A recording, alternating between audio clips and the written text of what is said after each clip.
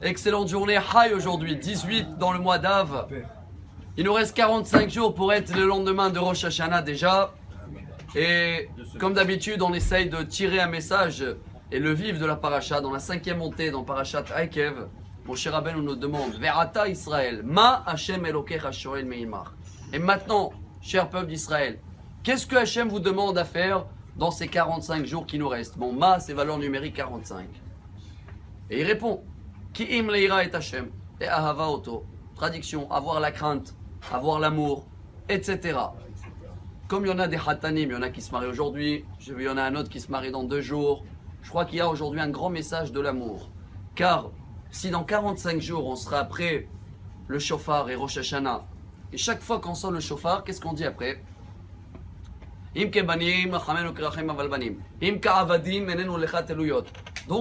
il y a deux façons de lien entre nous et Dieu. Il y a le premier standard, patron, esclave, serviteur. Est-ce qu'il y a de la crainte quand quelqu'un est serviteur? Il craint son patron? Je pense que oui. Il y a de l'amour, vous pensez? S'il est très bien payé, il a ses vacances, il a tout ce qu'il veut. À mon avis, il y a de l'amour. Mais qu'est-ce qui est plus fort dans ce cas-là? La crainte ou l'amour? La crainte, ça c'est niveau standard. Si quelqu'un de nous fait Shabbat, mais il n'a pas le goût parce que le patron il lui donne la vie et il est obligé, donc il va le faire pour Dieu, mais lui il va pas avoir tellement l'amour, le kiff, il va avoir plutôt la crainte. Ah, on passe au l'amour et la crainte numéro 2. Ah, im kebanim, rachamenu kirachem aval banim. Si c'est pas que mon patron, si je sais que c'est mon père, j'ai plus de l'amour quand je vais faire Shabbat dans l'exemple? Bien sûr, pourquoi? Je sais que c'est mon père. Le père, forcément, s'il nous propose quelque chose, c'est qu'il sait que c'est bien pour nous. Et bien automatiquement, dans chaque chose que je vais faire, comme l'exemple qu'on a pris Shabbat, je vais avoir beaucoup plus de l'amour. Il y a de la crainte aussi. Bien sûr, il y a un enfant qui ne craint pas son père. Tout le monde craint le père. D'une certaine manière, oui, je pense. Mais il y a le 3e niveau, et le voilà celui-là d'aujourd'hui, spécialement pour les khatanim, et également pour tous ceux-là qui sont mariés ou qui vont se marier bientôt. Il y a un 3e niveau, top niveau. C'est quoi? Il dit le roi Salomon, et il est Shirachirim numéro 4, numéro 6.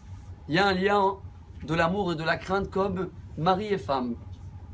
Celui-là, l'amour peut être le plus fort. La crainte peut être aussi très fort.